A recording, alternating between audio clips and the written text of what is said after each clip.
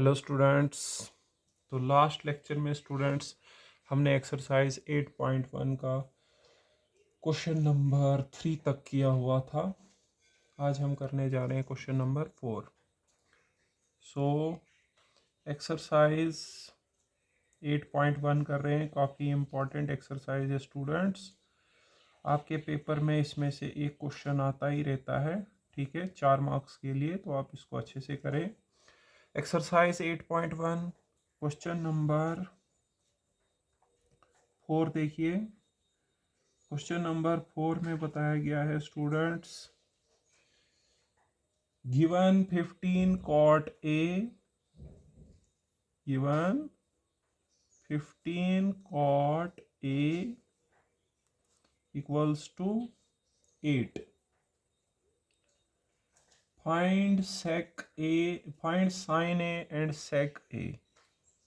Find sin A and sec A. यह है आपके पास क्वेश्चन नंबर 4 स्टूडेंट्स। तो जैसा आपका क्वेश्चन नंबर 3 था वैसा ही है। यहाँ पे आपको 15 cot A is equal to 8 दिया हुआ है, तो यहाँ से cot की वैल्यू आएगी 8/15। मतलब cot जो है किस रेशो में दिया गया है, 8:15। थोड़ा सा कंफ्यूज करने के लिए आपको 15 इस साइड लगा के दिया है। लास्ट क्वेश्चन में सीधे यहाँ पे रेशो दी थी, यहाँ पे थोड़ा सा कंफ्यूजन क्रिएट करने के लिए 15 इस साइड से है। पहले 15 को हम इस तरफ ले जाएंगे तो कॉट आ जाएगा 8/15, ठीक है।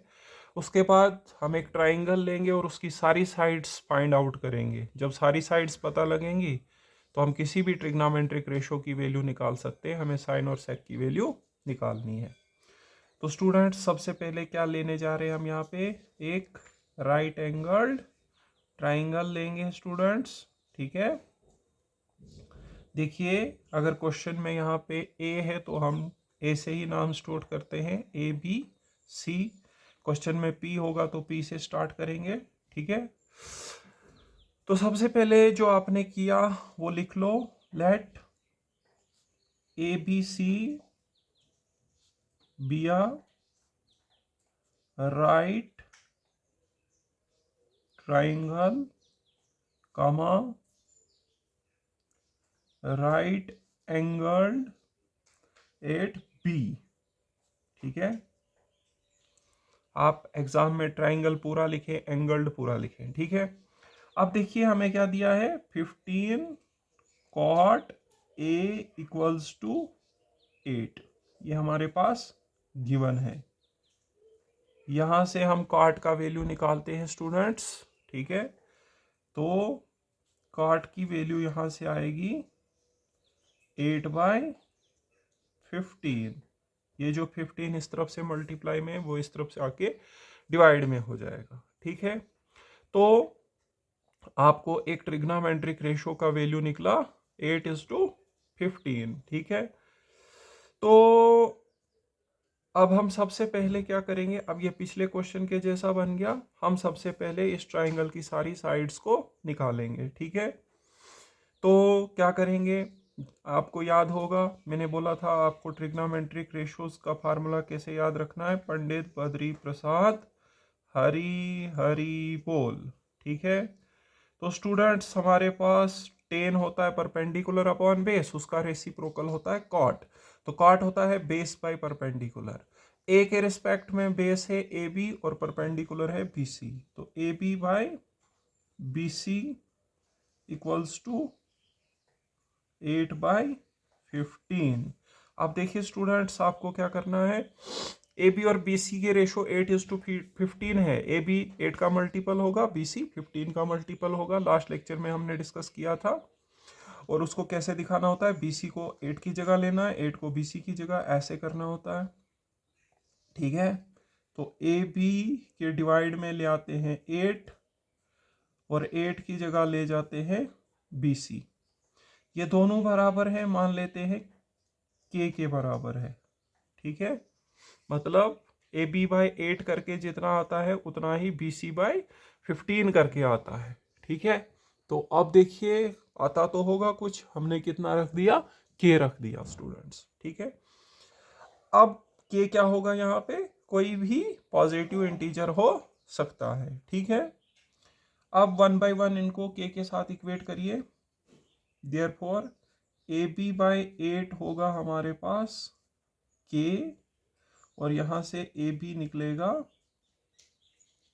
8 के, यहां से हमारे पास ए बी निकलेगा 8 के।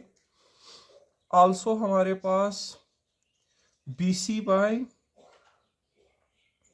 15 होगा के, और यहां से बी सी की वैल्यू निकलेगी 15 k, which implies B C is equal to 15 k. तो हमने जो दो साइडें निकाली वो हम यहाँ पे लिख लेते हैं, ठीक है।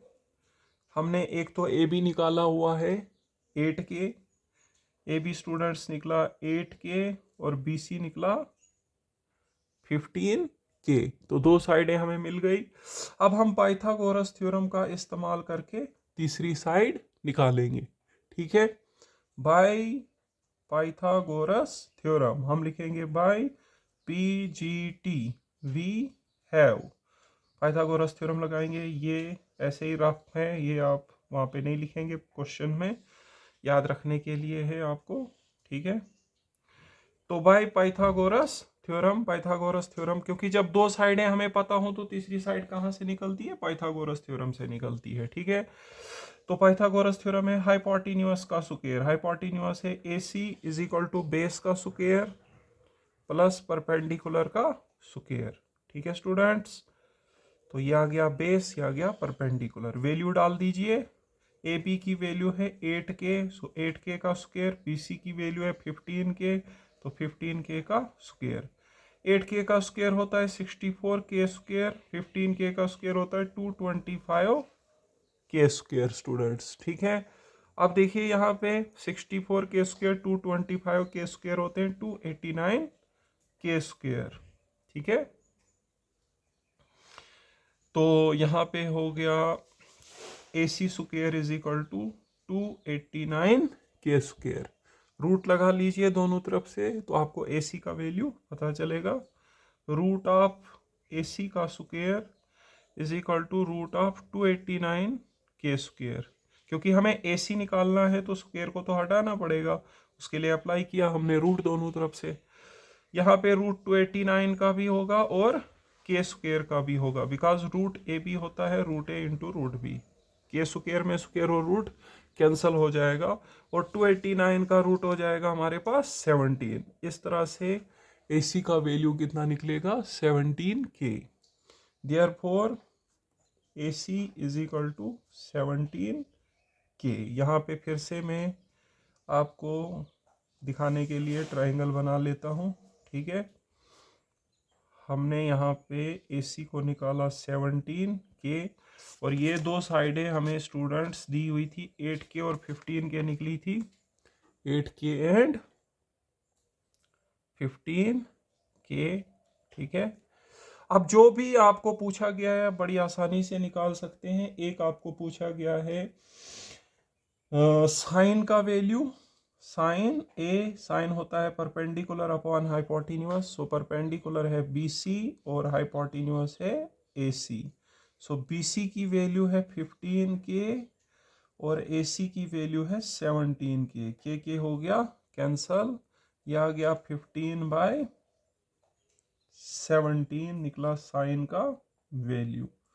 इसके बाद हमें निकालना है स्टूडेंट्स साइन के बाद सेक का वैल्यू, ठीक है। तो सेक ए, सेक हमारे पास होता है hypotenuse upon base, AC by AB, AC by AB।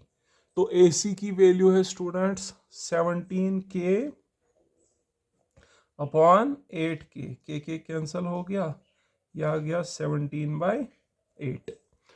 फिर से थोड़ा सा रिवाइज कर लेते हैं। देखिए इस क्वेश्चन में हमें क्या दिया गया था, इस क्वेश्चन में स्टूडेंट्स हमें दिया गया था 15 cot A is equal to 8। आपको साइन की वैल्यू निकालनी है और सेक की वैल्यू निकालनी है, ठीक है। आपको दिया गया था 15 cot A is equal to 8 और साइन और सेक का वैल्यू हमें निकालना है स्टूडेंट्स, ठीक है। साइन और सेक का वैल्यू हमें निकालना है, ठीक है। तो यहाँ पे आपको थोड़ा सा कंफ्यूज करने के लिए 15 इस तरफ से लगाया गया है, तो आप इसको इस तरफ लीजिए। काट की वैल्यू आएगी 8/15। उसका मतलब हो गया कि हमारे पास जो ट्रिग्नोमेट्रिक रेशो काट है वो कौन सी रेशो में है, 8:15। काट होता है बेस बाय परपेंडिकुलर, तो बेस होगी मल्टीपल ऑफ 8 और परपेंडिकुलर होगा मल्टीपल ऑफ 15। उसको कैसे दिखाते हैं, इसको इधर लेके इसको इधर लेके। ए पी निकला हमारा 8K और बी सी निकला 15K। फिर हमने पाइथागोरस थ्योरम का इस्तेमाल किया और पाइथागोरस थ्योरम की मदद से हम थर्ड साइड AC निकाले हुए हैं, और वो थर्ड साइड AC हमें कितना निकला हुआ है, 17K। AC निकला 17K। जब आपको सारी साइडें पता चलेंगी तो आप जो भी पूछा गया है उसको निकाल सकते हैं। साइन होता है परपेंडिकुलर अपॉन हाइपोटेन्यूअस, तो आया 15/17। सेक होता है हाइपोटेन्यूअस अपॉन बेस, तो आएगा 17/8। ओके, नेक्स्ट क्वेश्चन की तरफ चलते हैं। क्वेश्चन नंबर 5, ठीक है। तो क्वेश्चन नंबर 5 में स्टूडेंट्स देखिए क्या दिया गया है। क्वेश्चन नंबर 5 लिखते हैं स्टूडेंट्स। क्वेश्चन नंबर 5 में दिया गया है given sec theta is equal to 13/12। Calculate all other trigonometric ratios. Calculate all other trigonometric ratios. Calculate all other trigonometric ratios. देखो अब यहाँ पे सेक थीटा दिया गया है। अगर ए लिखा होगा तो आप ट्राइंगल में ए लेते हैं एक्यूट एंगल, पी लिखा होगा तो पी ले लेंगे। बट थीटा सिंबल हर किसी एंगल को डिनोट करने के लिए होता है, तो आप ट्राइंगल कुछ भी लीजिए, उसका एक्यूट एंगल को थीटा ले लेना, ठीक है। तो जैसे मैं यहाँ पे ट्राइंगल ले लेता हूँ इस तरह से, कुछ भी रखो आप, जैसे पी क्यू आर रख लो, ठीक है। बट जो एक्यूट एंगल है उसको आप थीटा मान लीजिए, ठीक है, क्योंकि आपको यहाँ पे क्वेश्चन में थीटा दिया गया है। अगर थीटा नहीं होता, पी होता, फिर ये नहीं लेना था, पी रखते। अगर ए होता तो ए रखते, ठीक है। तो अब यहाँ पर एक ट्रिग्नोमेट्रिक रेशो की वैल्यू दी है, बाकी के 5 की निकालनी है, ठीक है। तो हम यहाँ पे लिखेंगे let P Q R be a right triangle right angled at Q, ठीक है, राइट एंगल्ड एट क्यू, ठीक है। अब देखिए आपको एक ट्रिग्नोमेट्रिक रेशो का वैल्यू दिया है, सेक का वैल्यू दिया हुआ है, sec theta is equal to 13/12, ठीक है। सेक का फार्मूला याद करिए उस पंडित बद्री प्रसाद वाले फॉर्मूले से। आपका cos थीटा का फार्मूला होता है बेस बाय हाइपोटेन्यूअस, तो सेक आएगा hypotenuse upon base. It means P R upon P Q, ठीक है। तो सेक आएगा P R upon P Q, ठीक है।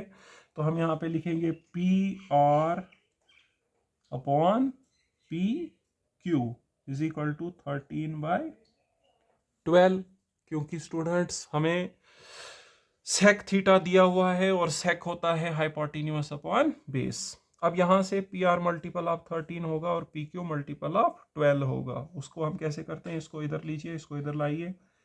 P R by 13 is equal to P Q by 12, ठीक है। इसको इधर और इसको इधर, ठीक है। ये दोनों बराबर हैं तो के बराबर रख लेते हैं से, ठीक है। अब देखिए 1/1 इक्वेट करिए। P R by 13 is equal to K, which implies P R is equal to 13K। यहाँ से पी आर का वैल्यू निकल गया 13K, ठीक है। उसके अलावा पी क्यू बाई 12, दूसरे वाले को इक्वेट करिए, P Q by 12 is equal to K, which implies P Q is equal to 12 K. ठीक है, तो यहाँ पे हमें पी आर निकला 13 के और पी क्यू निकला 12 के। ठीक है, तो देखो पहले वाले को कैसे इक्वेट करके पी आर निकला 13 के, दूसरे वाले को इक्वेट करके पी क्यू निकला 12 के। ठीक है स्टूडेंट्स, तो दो साइडें हमें पता चल गई हैं, पाइथागोरस थ्योरम का इस्तेमाल करके हम थर्ड साइड निकालेंगे। ठीक है, आप इस तरह से नहीं लिखेंगे एग्जाम में, क्वेश्चन को पूरा नीचे की ओर करिए। मेरे पास यहाँ थोड़ा स्पेस है, मैं यही कर लेता हूँ, by Pythagoras theorem we have. अब देखिए हमें यहाँ पे ये दो साइडें पता है, तो तीसरी को निकालेंगे हम पाइथागोरस थ्योरम से।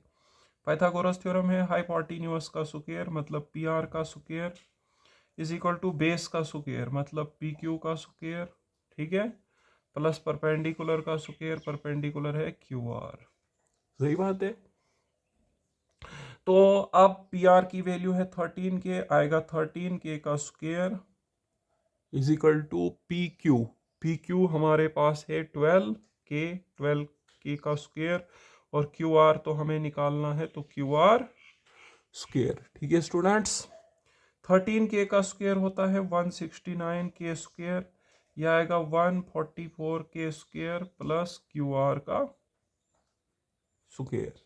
ठीक है, आप उसको इस तरफ ट्रांसपोज करिए, 169 के square minus 144 k square is equal to Q R का स्क्वायर। ठीक है बेटा, ये हमारे पास बन गया 25 k square is equal to Q R square. But आपको तो खाली क्यू आर चाहिए, क्यू आर स्क्वायर नहीं चाहिए, तो रूट का इस्तेमाल करके क्यू आर निकलेगा। ठीक है, सो हमने यहाँ पे निकाला Q R square is equal to 25 k square. हमने निकाला था यहाँ पे Q R square is equal to 25 k square, root दोनों तरफ से लगा लीजिए, फिर जाके आपको क्यू आर साइड मिलेगी। तुमको क्यू आर स्क्वायर नहीं निकालना है, क्यू आर साइड चाहिए आपको। रूट को सेपरेट कर लीजिए, रूट ए बी होता है root of A into root of B, square root cancel हो गया, ये आ गया 5 के। सो क्यू आर साइड निकली 5 के।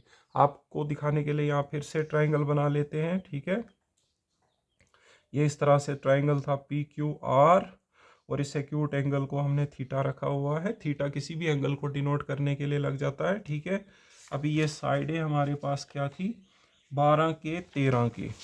ठीक है, ये वाली साइड थी 13 के और ये वाली थी 12 के, और क्यू आर है 5 के, क्यू आर है 5 के। ठीक है, अब देखिए हम यहाँ पे जो भी हमें पूछा गया वो निकाल सकते हैं। हमें एक ट्रिग्नोमेट्रिक रेशो दिया था, बाकी के 5 की वैल्यू निकालनी थी, तो हम सबसे पहले साइन की वैल्यू निकालेंगे थीटा के रिस्पेक्ट में।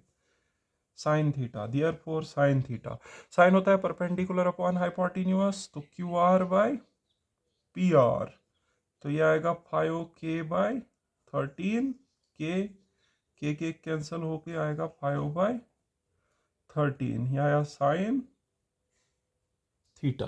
ठीक है स्टूडेंट्स, उसके बाद हमें दूसरा ट्रिग्नोमेट्रिक रेशियो निकालना है कॉस थीटा, तो कॉस थीटा, कॉस होता है बेस बाय हाइपोटेन्यूज, तो यहाँ पे ट्राइंगल में देख सकते हैं बेस है पी क्यू और हाइपोटेन्यूज है P R, P Q by P R.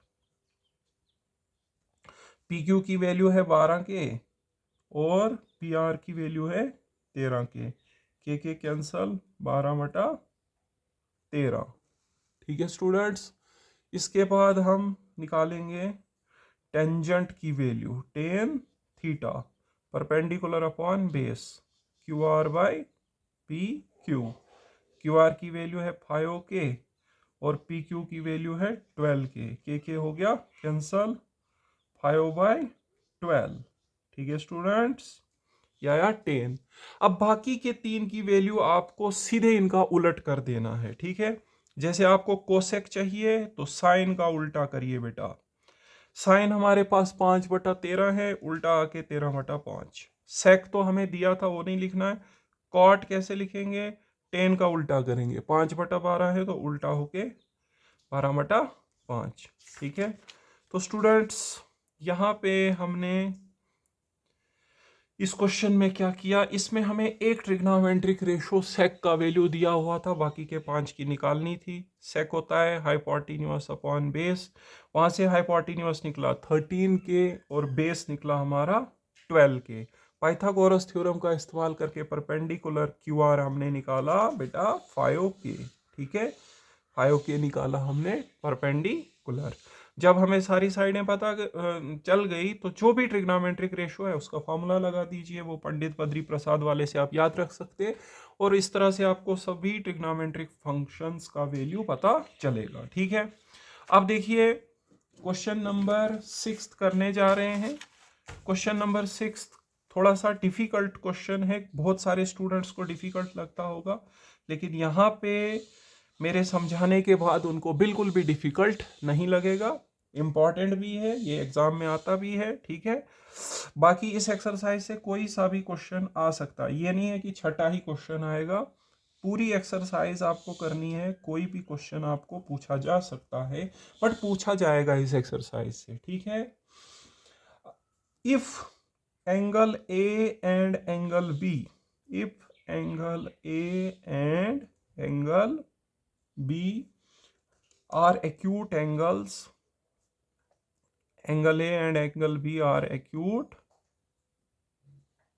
angles।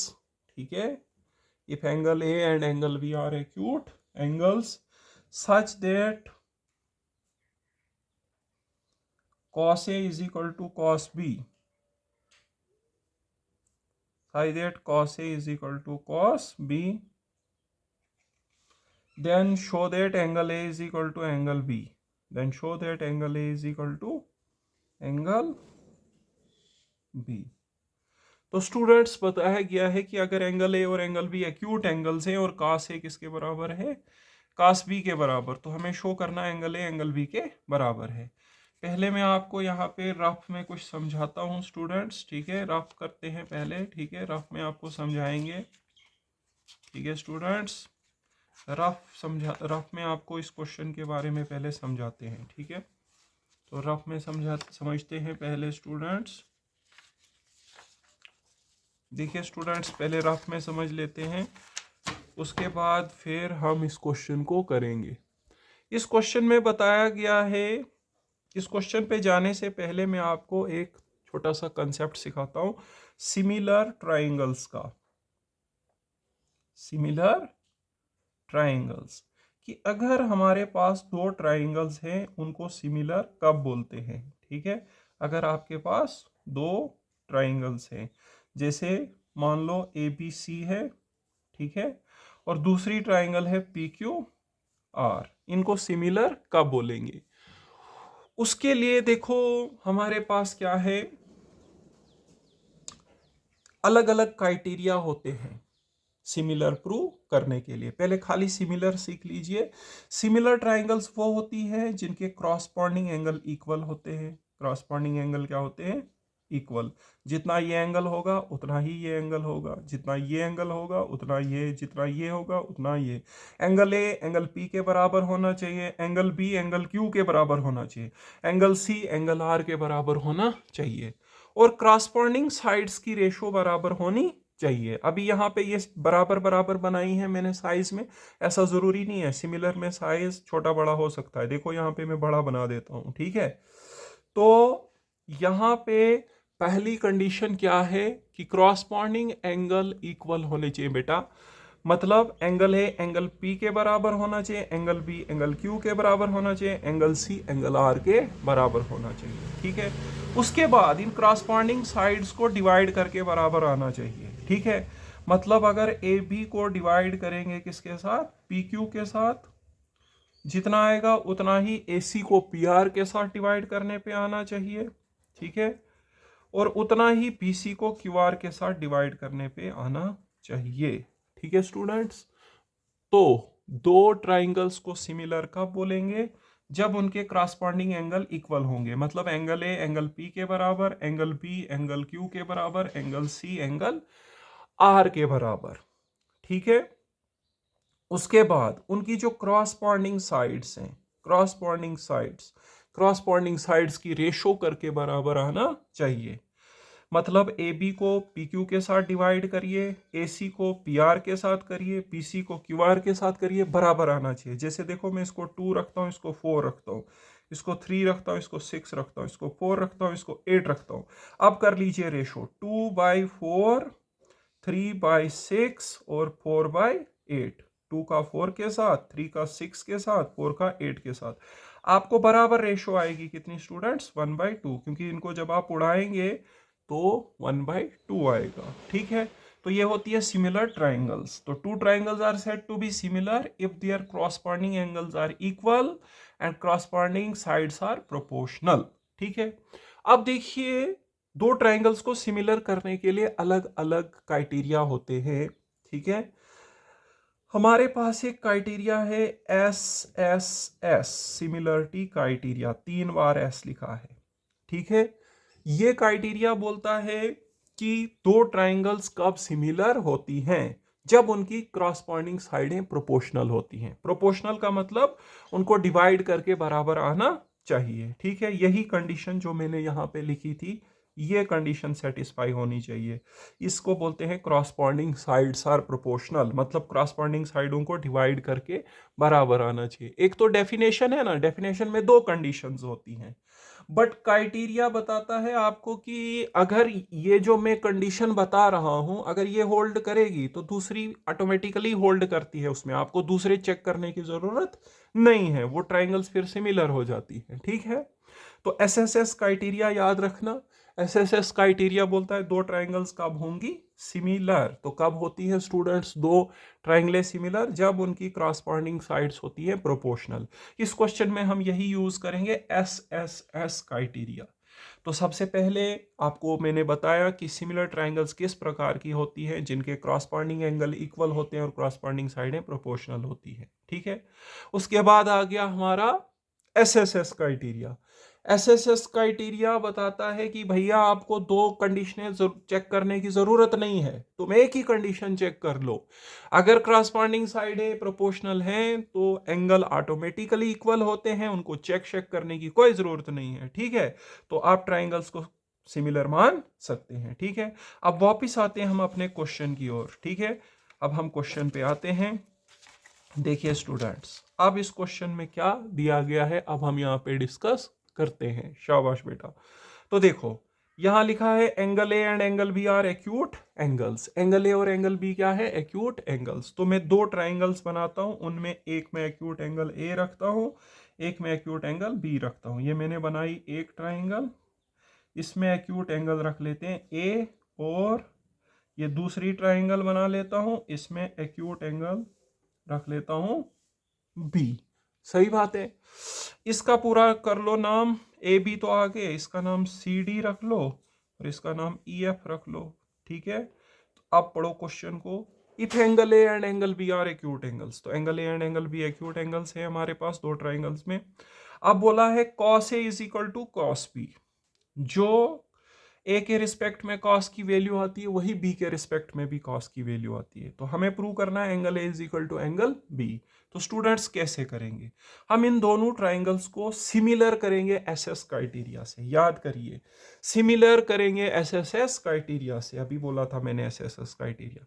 जब ये सिमिलर हो जाएंगे तो आपको पता है कि जो सिमिलर ट्राइंगल्स हैं उनकी क्रॉसपॉन्डिंग एंगल इक्वल होते हैं। तो एंगल ए का क्रॉसपॉन्डिंग एंगल बी है, तो एंगल ए एंगल बी के बराबर हो जाएगा। अब सवाल है कि सिमिलर कैसे साबित करें?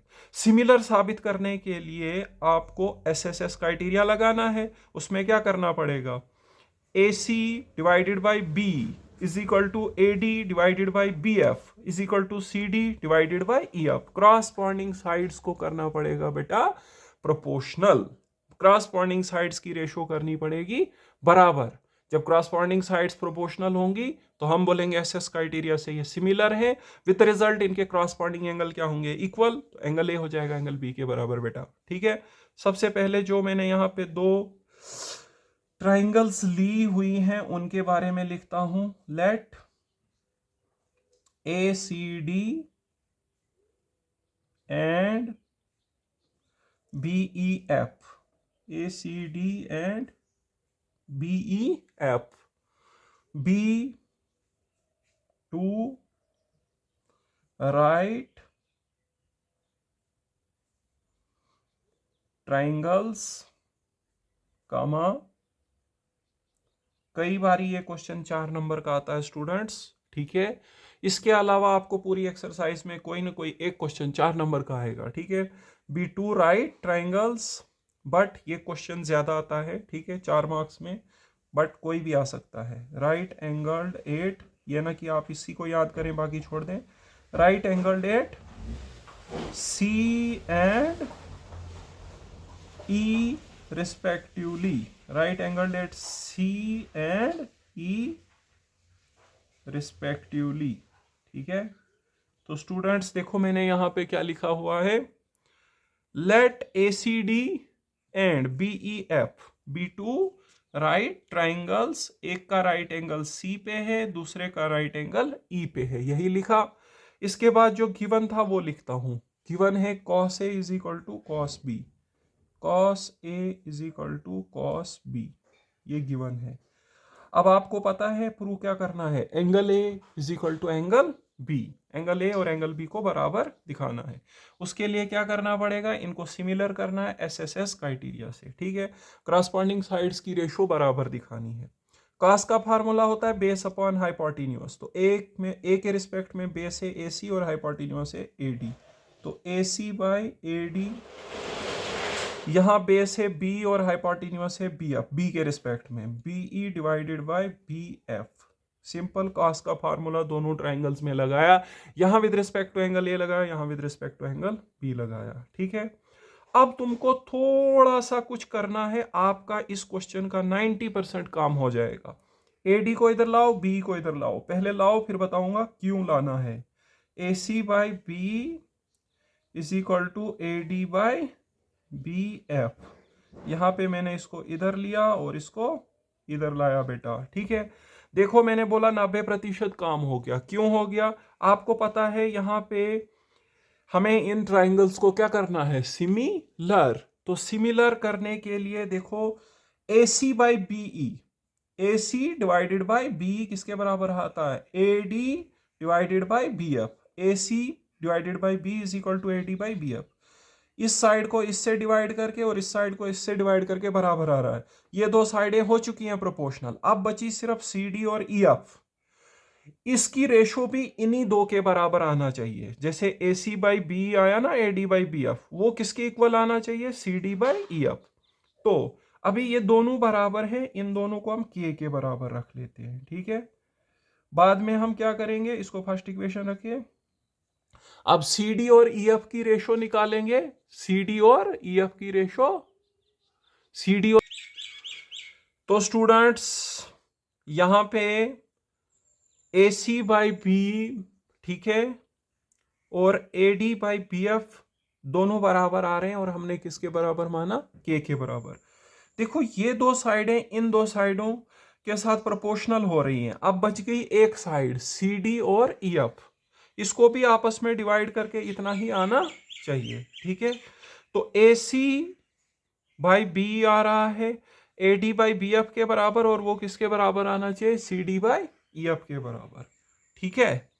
तो चलिए अब हम क्या करेंगे, अब हम सी डी और ई एफ की रेशो निकालेंगे। हमने इन दोनों को के बराबर रखा है तो वो भी के बराबर आना चाहिए, ठीक है। तो अब हम करेंगे C D by E F, C D by E F, C D by E F, ठीक है। तो देखिए C D by E F की रेशो करके भी के आना चाहिए। उसके लिए देखो पहले हमें कुछ निकाल के रखना पड़ेगा, ठीक है। पहले हमें कुछ निकाल के रखना पड़ेगा स्टूडेंट्स, देखिए क्या निकालेंगे। ये जो पहले हमने यहाँ पे इक्वेशन में लिखा है A C by B is equal to वगैरह, इसको लीजिए। ए सी बाई बी किसके बराबर है, के बराबर। यहां से ए सी की वैल्यू आ जाएगी के टाइम्स बीई, ठीक है। और उसके बाद AD बाई BF की वैल्यू दी हुई है K, तो यहाँ से AD की वैल्यू आ जाएगी K टाइम्स BF। ठीक है, तो AC की वैल्यू है स्टूडेंट्स K टाइम्स B और AD की वैल्यू है K टाइम्स BF।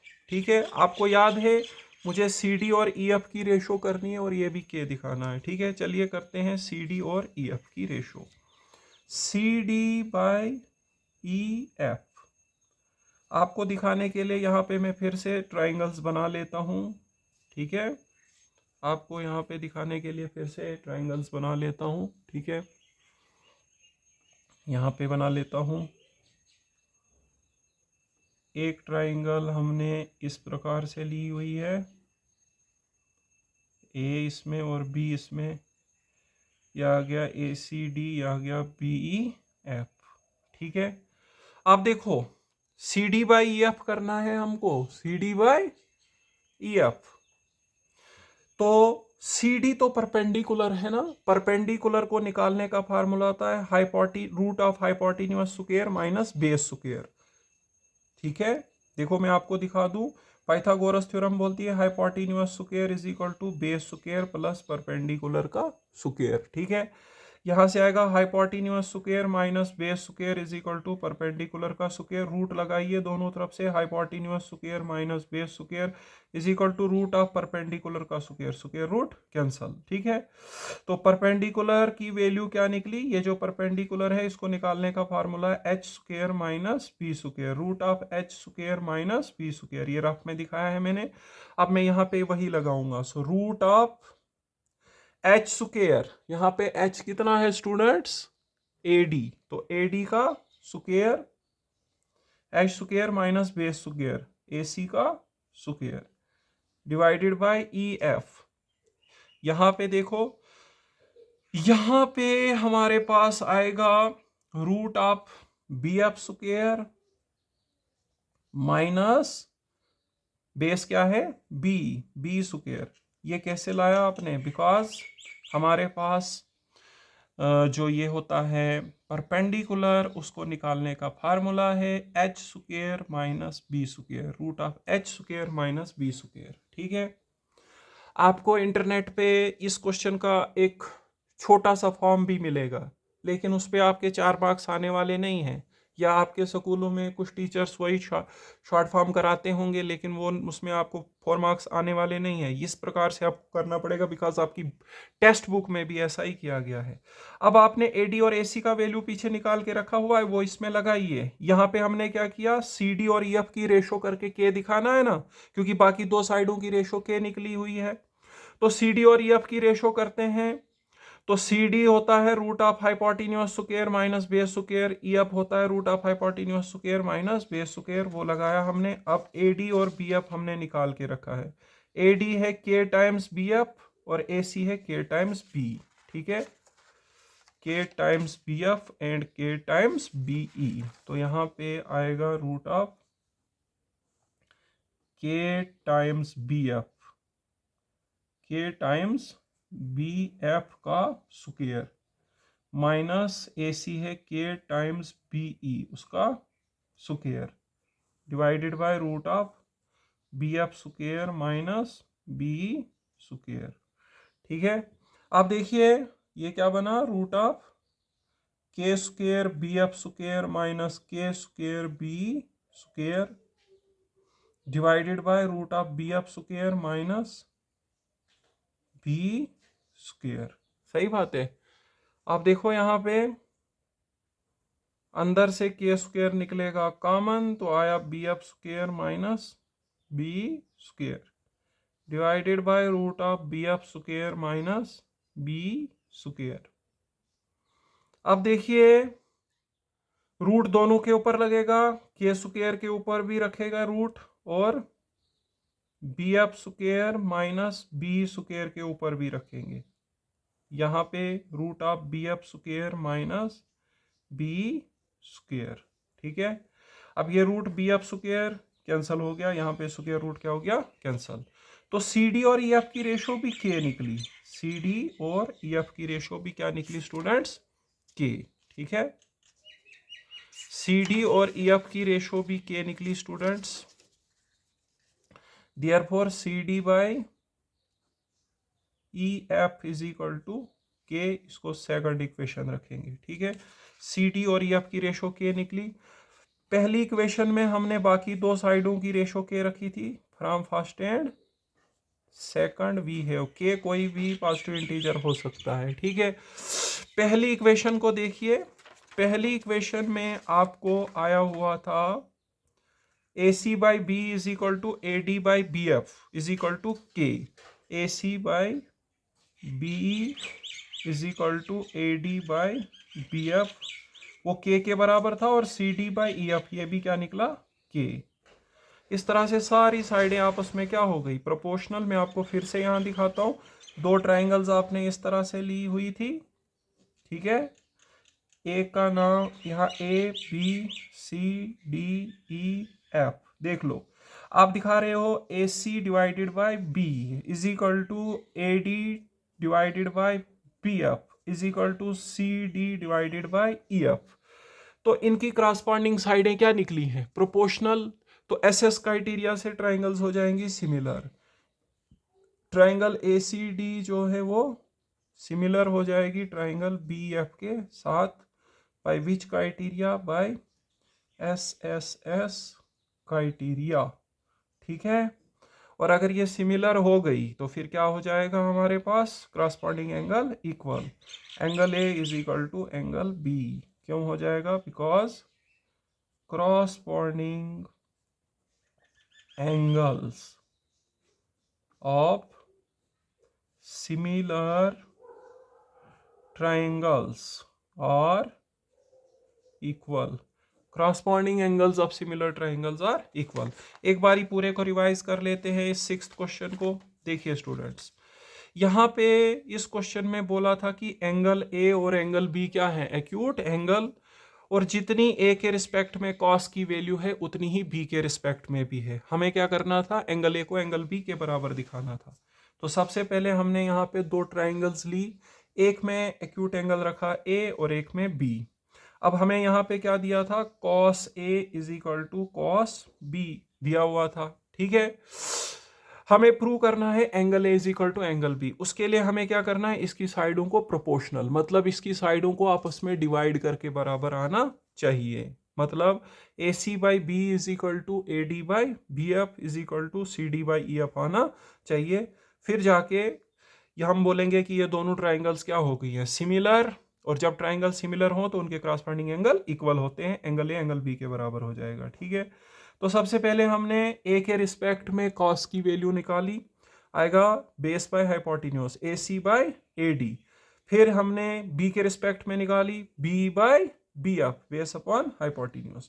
फिर यहाँ पे थोड़ा सा हमने इसको इधर किया 90% काम हो गया। देखिए क्या काम हो गया, हमारे पास आ रहा है A C divided by B is equal to A D divided by B F. ये दो साइडें इन दो साइडों के साथ हो गई प्रोपोर्शनल। अब बच गई सी डी और ई एफ, इनको भी डिवाइड करके इन्हीं के बराबर आना चाहिए। तो हम क्या करते हैं, इनकी रेशो को के रख लेते हैं, फिर सी डी और ई एफ की रेशो निकालेंगे, उसको भी के दिखाएंगे, ठीक है। फिलहाल ये दोनों के बराबर हैं, 1 बाई 1 के साथ इक्वेट करिए। A C by B is equal to K, वहां से ए सी निकला K times B, A D by B F भी के बराबर था, यहीं से ले रहा हूं, पहले को के साथ इक्वेट किया फिर दूसरे को किया। तो मुझे दो साइडें ए सी और ए डी निकली है। ए सी की वैल्यू निकली है के टाइम्स बी और ए डी की वैल्यू निकली है के टाइम्स बी एफ। अब मुझे सी डी और ई एफ की रेशो करनी है, वो भी के दिखानी है, क्योंकि मैंने इन दो साइडों की रेशो को के रखा हुआ है ना।